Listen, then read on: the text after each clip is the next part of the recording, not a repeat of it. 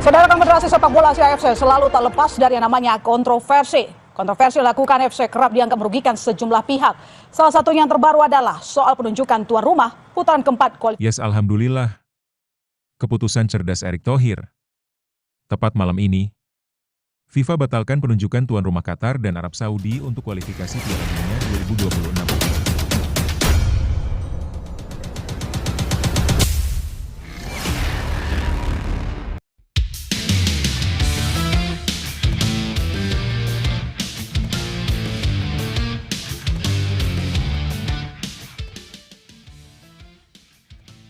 Yes, alhamdulillah. Keputusan cerdas Erick Thohir. Tepat malam ini, FIFA batalkan penunjukan tuan rumah Qatar dan Arab Saudi untuk kualifikasi Piala Dunia 2026 ronde 4. FIFA menilai apa yang diusulkan Ketum PSSI benar adanya. Sebelumnya AFC berdalih menunjuk Qatar dan Arab Saudi karena dua negara tersebut mempunyai fasilitas standar internasional yang memadai yang tidak dimiliki oleh negara lain di ronde 4 kualifikasi Piala Dunia ini. Alih-alih disetujui oleh FIFA justru menyarankan pertandingan digelar di tempat netral. FIFA menyebut Jepang dan Australia lebih pantas menjadi tuan rumah, dua negara tersebut juga memiliki fasilitas standar internasional. Selain fasilitas yang memadai, Jepang dan Australia juga sudah tidak punya kepentingan apapun, sebab dua negara tersebut sudah dipastikan lolos Piala Dunia melalui ronde ketiga. Lalu bagaimana keputusan akhir polemik ini? Mari kita bahas, teman-teman. Tapi, Mimin minta tolong tonton video ini sampai selesai, agar tidak ada kesalahpahaman yang terjadi. Dan tak bosan-bosan juga, tolong like dan share video ini ke media sosial kalian agar semua orang tahu apa yang sedang terjadi.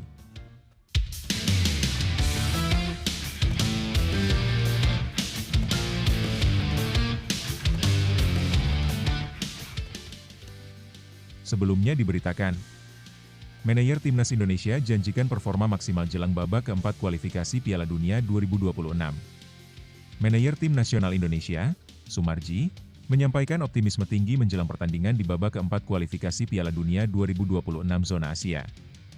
Ia memastikan bahwa skuad Garuda akan tampil dengan semangat juang penuh demi mengharumkan nama bangsa. Skuad Garuda tidak gentar sedikitpun soal tuan rumah ronde 4 yang digelar di Qatar dan Arab Saudi. Timnas Indonesia akan kembali berlaga pada fase lanjutan kualifikasi yang dijadwalkan berlangsung antara 8 hingga 14 Oktober 2025. Pada fase ini, 6 negara akan bersaing, yaitu Indonesia, Uni Emirat Arab, Qatar, Irak, Oman, dan Arab Saudi. Nantinya, ke-6 tim tersebut akan dibagi ke dalam 2 grup, masing-masing berisi 3 tim, dan hanya juara grup yang akan otomatis melangkah ke putaran final Piala Dunia 2026. Sumarji menegaskan bahwa peluang untuk mencetak sejarah lolos ke Piala Dunia untuk pertama kalinya terbuka lebar, dan seluruh tim berkomitmen memberikan performa terbaik. Kami ingin membanggakan Indonesia. Target kami jelas, yaitu lolos ke Piala Dunia, ujar Sumarji. Namun, ia juga mengungkapkan rasa kecewanya terhadap hasil pertandingan terakhir Indonesia di babak sebelumnya, di mana timnas harus menelan kekalahan telak 0-6 dari Jepang dalam laga yang digelar di Stadion Panasonic Suita, Osaka, pada 10 Juni 2025. Kami mohon maaf atas hasil yang kurang memuaskan pada pertandingan tersebut, ucapnya. Meski demikian, Sumarji yang juga menjabat sebagai Ketua Badan Tim Nasional menegaskan bahwa tim masih memiliki waktu cukup untuk melakukan evaluasi dan pembenahan. Kami yakin, kedepannya kami akan memperbaiki semuanya secara maksimal agar hasil yang diraih sesuai dengan harapan, pungkasnya. Nah, sebelum lanjut mendengar berita ini, untuk para netizen, keluarkan satu kalimat pamungkas untuk menanggapi kabar ini. Menurut kalian, apakah kalian yakin dengan skuad yang sangat mewah ini Timnas Indonesia mampu lolos ke Piala Dunia 2026? Atau justru, skuad Garuda bakal jadi bulan-bulanan tim dari Timur Tengah di ronde 4 nanti?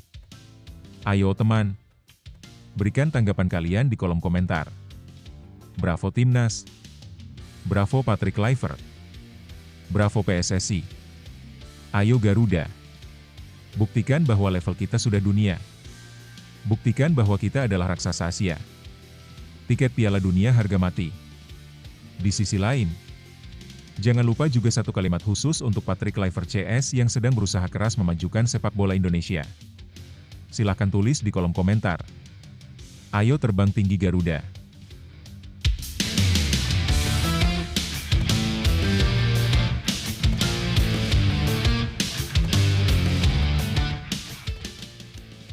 Mari kita lanjut teman-teman. Situasi timnas Indonesia menjelang babak keempat kualifikasi Piala Dunia 2026 menunjukkan campuran antara harapan dan tekanan. Di satu sisi, pernyataan Sumarji sebagai manajer tim memperlihatkan tekad kuat dan ambisi besar untuk menorehkan sejarah dengan membawa Indonesia lolos ke Piala Dunia untuk pertama kalinya. Ini adalah semangat yang positif dan patut diapresiasi, apalagi setelah perjuangan panjang melewati beberapa fase kualifikasi.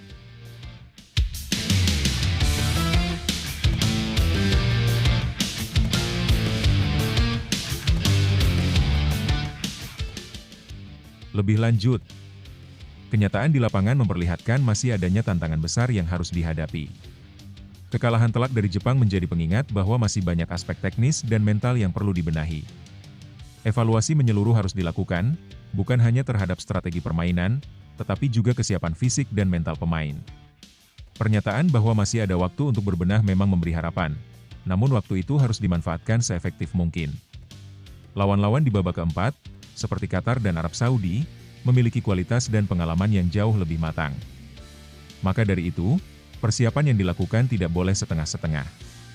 Timnas juga butuh dukungan penuh dari semua elemen, baik itu federasi, supporter, hingga media, agar proses pembenahan berjalan optimal dan para pemain bisa tampil tanpa beban berlebihan. Harapan boleh tinggi, tapi harus diiringi dengan kerja keras yang realistis dan pendekatan strategis yang cermat. Untuk seluruh pemain, pelatih, dan pendukung timnas Indonesia, ini saatnya kita bersatu, berdiri tegak, dan percaya bahwa mimpi besar bisa menjadi nyata. Jangan biarkan kekalahan kemarin meruntuhkan semangat. Justru dari kegagalan itu kita belajar, tumbuh, dan menjadi lebih kuat. Jalan menuju Piala Dunia memang tidak mudah, tapi sejarah selalu dimulai dari langkah pertama yang penuh keyakinan dan keberanian. Kalian bukan sekadar pemain sepak bola. Kalian adalah harapan jutaan rakyat Indonesia. Keringat di lapangan, semangat pantang menyerah, dan cinta pada merah putih akan jadi kekuatan terbesar kita. Bersiaplah. Tunjukkan pada dunia bahwa Indonesia bukan hanya peserta, tapi pesaing yang layak diperhitungkan. Bermainlah dengan hati, bertarunglah dengan harga diri, dan buktikan bahwa kita bisa berdiri sejajar dengan siapapun di dunia ini. Ayo Garuda, terbanglah lebih tinggi. Karena impian kita, bukan lagi mustahil, Indonesia Api.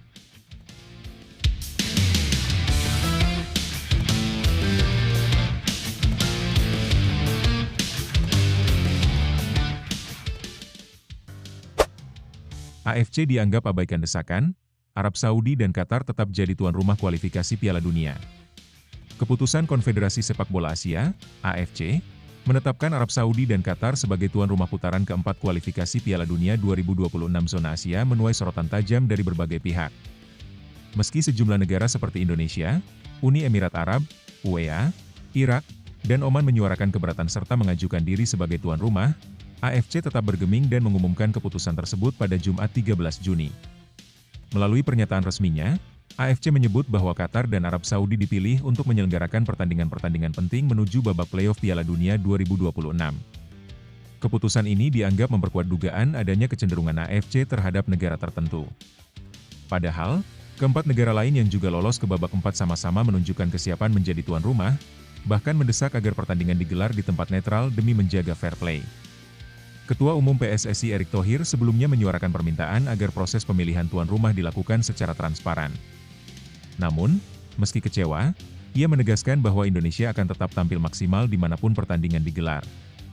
Serupa dengan Indonesia, Federasi Sepak Bola dari UEA, Oman, dan Irak juga menyuarakan hal yang sama, meminta transparansi serta menyarankan lokasi netral agar tak ada negara yang diuntungkan secara teknis maupun non-teknis. Bahkan Irak melalui pernyataan resminya menyebut bahwa tempat netral adalah solusi ideal demi menghindari tekanan eksternal dan menjaga integritas pertandingan. Bertanding di markas salah satu peserta bisa mencederai prinsip kesetaraan kompetitif, ungkap Federasi Sepak Bola Irak, IFA. UEA juga menyebut bahwa dengan torehan poin terbanyak di babak 3, 15 poin, mereka memiliki legitimasi kuat untuk menjadi tuan rumah, namun AFC tetap memutuskan lain. Situasi ini menimbulkan pertanyaan mengingat Qatar dan Arab Saudi dalam beberapa tahun terakhir kerap menjadi tuan rumah berbagai turnamen besar. Hal ini dikhawatirkan memberi keunggulan tersendiri bagi kedua negara dalam upaya lolos ke Piala Dunia 2026. Erick Thohir merespons keputusan tersebut dengan menyatakan bahwa pihaknya menghormati keputusan AFC dan kini akan fokus mempersiapkan timnas Indonesia dengan maksimal. kami harus kerja lebih keras lagi ke depan. Fokus utama sekarang adalah menyiapkan tim sebaik mungkin agar bisa bersaing dan bertarung dengan sportif, kata Erik. Babak keempat kualifikasi Piala Dunia 2026 zona Asia akan digelar pada 8, 11, dan 14 Oktober 2025. Adapun pengundian grup akan berlangsung pada 17 Juli 2025 di Kuala Lumpur, Malaysia. Lebih lanjut, situasi ini memperlihatkan bahwa keputusan AFC sangat mengecewakan bagi banyak pihak, terutama negara-negara yang merasa memiliki kapasitas dan kelayakan untuk menjadi tuan rumah, termasuk Indonesia. Penunjukan Qatar dan Arab Saudi sebagai tuan rumah memperkuat kesan bahwa ada keberpihakan atau pola yang tidak sehat dalam pengambilan keputusan di tingkat konfederasi.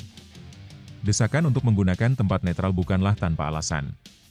Dalam kompetisi sebesar kualifikasi Piala Dunia, keadilan dan kesetaraan seharusnya menjadi prinsip utama. Bermain di kandang sendiri tentu memberi keuntungan, baik dari sisi mental, dukungan publik, maupun logistik. Ketika AFC mengabaikan hal ini, maka integritas kompetisi patut dipertanyakan. Namun, di sisi lain, respons PSSI dan federasi lainnya yang tetap menunjukkan sikap siap bertanding dimanapun adalah bentuk kedewasaan. Terlepas dari kejanggalan yang terjadi, semangat untuk tetap bertarung dengan sportif adalah cerminan karakter yang kuat. Justru di tengah ketimpangan, kekuatan mental dan kualitas tim menjadi pembuktian utama. Yang juga patut dicermati adalah pentingnya diplomasi sepak bola. Kedepannya, negara-negara seperti Indonesia harus lebih aktif memperjuangkan hak dan kepentingannya di forum-forum AFC. Tidak cukup hanya bersuara setelah keputusan dibuat, melainkan harus mulai terlibat dalam proses dan alur kebijakan dari awal. Keputusan ini bisa menjadi cambuk agar Indonesia tidak hanya menjadi peserta, tetapi juga punya posisi tawar dalam peta kekuatan sepak bola Asia. Dan pada akhirnya, keberhasilan timnas akan lebih ditentukan oleh kualitas di lapangan daripada lokasi pertandingan. Situasi ini memang tidak ideal, bahkan terasa tidak adil. Namun justru disinilah karakter sejati diuji, bukan saat kita diuntungkan, tapi ketika kita harus melangkah meski jalan terasa berat. Timnas Indonesia telah menunjukkan kemajuan yang luar biasa. Kita tidak perlu gentar bermain dimanapun, karena kualitas tidak ditentukan oleh lokasi, tetapi oleh semangat, disiplin, dan tekad untuk menang. Ketika kita mampu tampil berani dan penuh percaya diri di kandang lawan, itulah bukti bahwa mental juara mulai tumbuh. Jadikan keputusan ini sebagai bahan bakar, bukan hambatan. Buktikan bahwa Garuda bisa terbang tinggi di langit siapapun, bukan hanya di rumah sendiri. Karena sejatinya, kemenangan terbesar bukan hanya soal hasil akhir, tapi keberanian untuk tidak menyerah dan terus melangkah, bahkan saat situasi terasa berat. Ayo, Indonesia! Tunjukkan bahwa kita bukan hanya layak bersaing, tapi pantas untuk dihormati. Semangat juangmu adalah inspirasi bagi jutaan rakyat. Tetap tegakkan kepala, dan bawa merah putih terbang ke panggung dunia. Jai Itzes tampil gemilang, pemain dengan menit bermain dan operan terbanyak di babak ketiga kualifikasi Piala Dunia 2026. Jai Itzes menunjukkan performa luar biasa bersama timnas Indonesia dalam putaran ketiga kualifikasi Piala Dunia 2026 zona Asia. Pemain bertahan yang kini bermain untuk Venezia di Italia ini menjadi pilar penting dalam skuad Garuda. Menurut data dari akun resmi timnas Indonesia, Itzes mencatatkan total 900 menit bermain sepanjang fase ini, terbanyak di antara seluruh pemain Indonesia. Tak hanya aktif dalam bertahan, Itzes juga menunjukkan kontribusi besar dalam membangun serangan dengan mencatatkan total 416 umpan sepanjang babak ketiga, juga menjadi yang terbanyak. Performa konsisten Itzes membantu timnas Indonesia menuntaskan fase ini di posisi keempat klasemen akhir dengan koleksi 12 poin, hasil dari 3 kemenangan, 3 hasil imbang, dan 4 kekalahan. Hasil ini memastikan langkah Garuda ke babak keempat, menjaga asa tampil di putaran final Piala Dunia 2026. Kini, fokus timnas Indonesia beralih ke babak keempat kualifikasi Piala Dunia 2026 yang dijadwalkan berlangsung pada 8 hingga 14 Oktober 2025. Tahap ini akan diikuti oleh 6 negara, dan hanya 2 tim teratas yang berhak lolos langsung ke putaran final. Namun, tantangan besar menanti. Timnas Indonesia akan bersaing dengan 5 tim kuat asal Timur Tengah, Arab Saudi, Oman, Irak, Qatar, dan Uni Emirat Arab. Lawan-lawan tersebut dikenal punya pengalaman dan kekuatan yang tak bisa dipandang sebelah mata. Meski begitu, dengan semangat juang dan performa gemilang pemain-pemain seperti Jai Itzes, peluang timnas Indonesia untuk terus melangkah tetap terbuka. Dukungan dari para pendukung setia juga akan menjadi motivasi penting dalam perjuangan di babak keempat nanti. Lebih lanjut, performa Jai Itzes patut mendapatkan apresiasi tinggi. Menjadi pemain dengan menit bermain dan jumlah operan terbanyak menunjukkan bahwa dia bukan hanya pemain inti, tapi juga sosok sentral dalam sistem permainan timnas Indonesia. Kehadirannya di lini belakang memberikan stabilitas, sementara kemampuannya dalam mendistribusikan bola memberi nilai tambah yang besar bagi skema tim. Namun, capaian ini juga menyoroti ketergantungan yang cukup besar pada satu pemain. Di babak keempat nanti, ketika lawan-lawan semakin tangguh seperti Arab Saudi atau Qatar, Indonesia tak bisa hanya bergantung pada 1-2 nama. Dibutuhkan kekompakan, kedalaman skuad, dan variasi strategi agar bisa bersaing di level lebih tinggi. Langkah ke babak keempat sudah merupakan sejarah, tapi tantangan sebenarnya baru dimulai. Timnas Indonesia perlu tampil lebih disiplin dan tajam, baik secara mental maupun teknis, karena lawan-lawan berikutnya punya pengalaman dan kualitas yang tidak main-main. Perjalanan Timnas Indonesia menuju Piala Dunia 2026 bukan sekadar tentang kemenangan, tapi tentang harapan, kerja keras, dan semangat pantang menyerah. Apa yang telah dicapai sejauh ini adalah bukti bahwa mimpi besar bisa dikejar jika kita percaya dan berjuang bersama. Untuk Jai Idzes dan seluruh pemain, kalian sudah membuktikan bahwa Indonesia layak diperhitungkan. Teruslah bermain dengan hati, karena jutaan pendukung di tanah air berdiri bersama kalian, bukan hanya saat menang, tapi juga saat menghadapi ujian berat. Dan untuk seluruh pencinta sepak bola Indonesia, terus dukung dengan doa dan semangat. Karena ketika Garuda terbang tinggi, itu adalah kemenangan bagi seluruh bangsa. Ingatlah, langkah kecil hari ini bisa menjadi lompatan besar untuk sejarah esok. Tetap percaya, tetap berjuang. Kita belum selesai, kita baru mulai. Erick Thohir umumkan daftar pemain Liga Indonesian All-Stars untuk Piala Presiden 2025. Ketua Umum PSSI, Erick Thohir, resmi mengungkap daftar pemain yang akan membela tim Liga Indonesian All-Stars dalam ajang Piala Presiden 2025. Tim ini akan diperkuat oleh para pemain terbaik dari Liga 1 dan diproyeksikan menjadi representasi masa depan Timnas Indonesia. Turnamen Piala Presiden 2025 sendiri dijadwalkan berlangsung mulai 6 Juli mendatang, dengan Jakarta dan Jawa Barat sebagai tuan rumah. Selain Liga Indonesian All-Stars, 5 tim lain yang akan ambil bagian adalah Arema FC, juara bertahan Piala Presiden, Persib Bandung, juara Liga 1, Dewa United, runner-up Liga 1, serta 2 klub undangan dari luar negeri, yaitu Port FC dari Thailand dan Oxford United asal Inggris. Tim proyeksi Timnas masa depan. Erick menyebut pembentukan tim All-Stars ini adalah langkah inovatif yang bertujuan untuk memperkuat fondasi Timnas Indonesia di masa depan. Dalam konferensi pers yang digelar di Menara Dana Reksa, Jakarta, Erick menjelaskan bahwa tim ini akan dihuni oleh pemain potensial yang bisa menjadi tulang punggung skuad Garuda ke depan. Akan ada daftar pemain pilihan yang kami siapkan untuk memperkuat Liga Indonesian All-Stars. Mereka ini adalah pemain masa depan Timnas, juga termasuk beberapa nama yang sudah menjadi bagian dari Timnas saat ini, ujar Erick. Namun, ada sejumlah pengecualian dalam pemilihan pemain. Klub seperti Persib Bandung, Arema FC, dan Dewa United tidak akan menyumbangkan pemain karena mereka juga berpartisipasi dalam turnamen ini. Selain itu, pemain dari Timnas U23 yang akan tampil di Piala AFF U23 2025 juga tidak akan diturunkan. Meningkatkan daya saing dan popularitas pemain lokal. Erick berharap kehadiran tim All-Stars ini dapat mengangkat pamor pemain lokal di kompetisi dalam negeri. Menurutnya, Liga 1 memiliki banyak pemain berkualitas yang layak mendapat sorotan lebih besar, tak kalah dari pemain asing. Kita prioritaskan pemain yang siap tampil. Saya juga ingin menunjukkan kepada publik bahwa Liga 1 memiliki banyak pemain bintang. Jangan sampai kita terus bergantung pada pemain asing. Ini kesempatan bagi pemain lokal untuk lebih dikenal dan lebih dekat dengan supporter, tegasnya. Langkah ini menjadi bagian dari strategi besar PSSI untuk memperkuat ekosistem sepak bola nasional dan memperluas eksposur bagi talenta lokal yang menjanjikan. Lebih lanjut, situasi ini menunjukkan langkah progresif dari PSSI dalam membangun fondasi jangka panjang bagi sepak bola Indonesia. Pembentukan tim Liga Indonesian All-Stars untuk Piala Presiden 2025 bukan hanya menjadi ajang pamer kekuatan pemain lokal, tetapi juga cerminan komitmen untuk mengorbitkan talenta potensial yang bisa memperkuat Timnas di masa depan. Dengan menghindari pemain dari klub yang ikut turnamen dan juga pemain U23 yang akan tampil di Piala AFF, langkah ini terkesan hati-hati namun strategis. Artinya, PSSI ingin menjaga keseimbangan antara prestasi klub dan kepentingan tim nasional. Ini penting agar pembinaan berjalan berkelanjutan tanpa mengorbankan jadwal dan kesiapan tim lain. Partisipasi 2 klub internasional, Port FC dan Oxford United, juga memberikan warna tersendiri. Ini bisa jadi kesempatan emas bagi pemain lokal untuk mengukur kualitas dan pengalaman melawan tim luar, yang tentunya akan sangat berguna dalam pembentukan mental bertanding. Secara keseluruhan, inisiatif ini pantas diapresiasi. Namun yang paling menentukan adalah sejauh mana pelaksanaannya mampu menjawab tantangan pembinaan pemain muda dan konsistensi prestasi di level internasional. Langkah ini adalah awal dari perjalanan besar.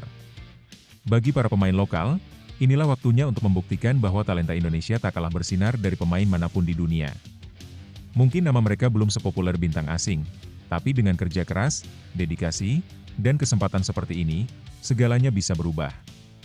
Jangan pernah ragu untuk bermimpi besar. Piala Presiden 2025 bisa jadi panggung pertama menuju panggilan timnas, atau bahkan menuju klub-klub internasional. Setiap latihan, setiap menit bermain, adalah kesempatan untuk tumbuh dan memberi bukti bahwa Indonesia punya generasi emas yang siap bersinar. Untuk para supporter, teruslah percaya dan dukung. Sepak bola Indonesia sedang bergerak maju, dan energi kalian adalah bahan bakarnya.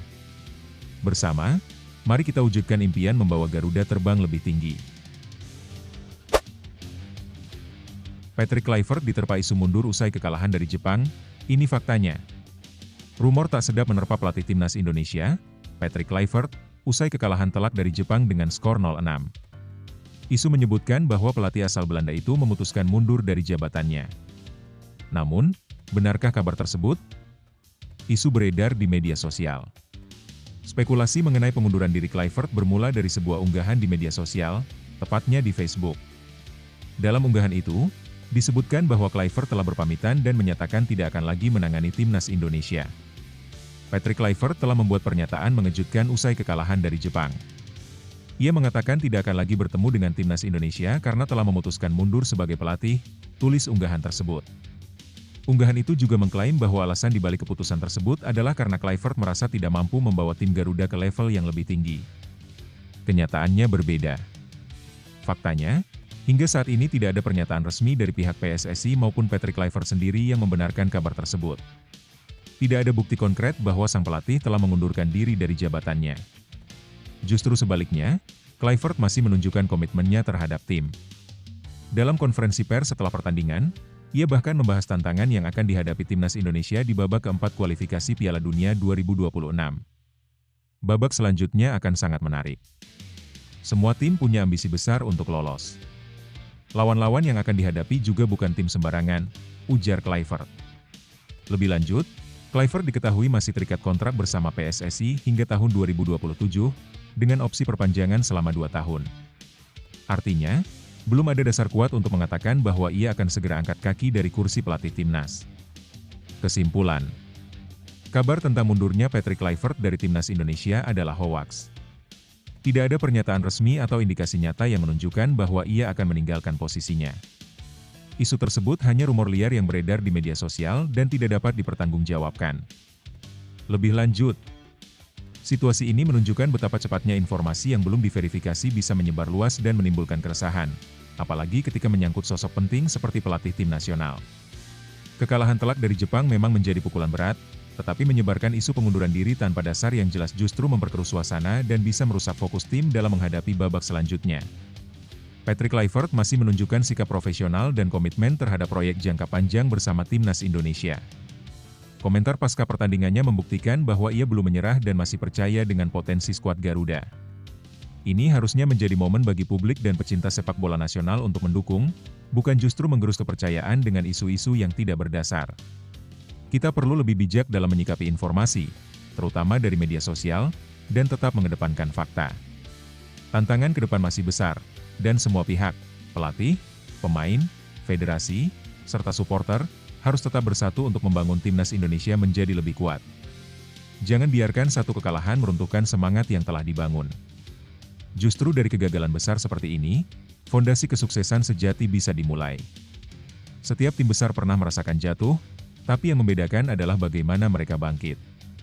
Untuk para pemain, pelatih, dan semua pendukung timnas Indonesia, jalan menuju kejayaan memang tidak mudah, tapi kerja keras, ketekunan, dan keyakinan akan membawa kita sampai ke sana.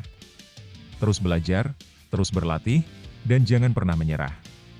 Ingat, badai besar bukan untuk menghancurkan kapalmu, tapi untuk menguji seberapa kuat layar yang kamu bentangkan. Garuda bisa terbang tinggi, selama semua sayapnya bergerak dalam irama yang sama. Terus maju, jangan goyah, Indonesia belum selesai. Indonesia bisa kekar api. Branko Ivankovic resmi dipecat sebagai pelatih timnas Cina tanpa pesangon. Federasi Sepak Bola Cina, CFA, resmi memutuskan kerjasama dengan Branko Ivankovic, pelatih kepala timnas Cina, setelah kegagalan tim tersebut melaju ke putaran selanjutnya dalam kualifikasi Piala Dunia 2026. Kabar pemecatan pelatih asal Kroasia itu mencuat pada Sabtu 14 Juni pagi setelah pertemuan antara pihak CFA dan Ivankovic digelar sehari sebelumnya. Keputusan ini diambil menyusul kekalahan timnas Cina dari Indonesia dengan skor tipis 0-1 dalam laga yang berlangsung di Jakarta pada 5 Juni 2025 lalu. Melalui laporan media lokal seperti Sohu, disebutkan bahwa kontrak Ivankovic langsung dibatalkan dan ia tidak akan melanjutkan tugasnya di tim nasional. Pelatih baru akan segera diumumkan dan diharapkan memimpin Cina dalam turnamen Piala Asia Timur, EAFF, yang dijadwalkan pada Juli mendatang. Meski kontrak Ivankovic semestinya berakhir pada Desember 2025, hasil yang tidak memuaskan dalam babak ketiga kualifikasi Piala Dunia membuat CFA punya dasar untuk memutus kontrak lebih awal.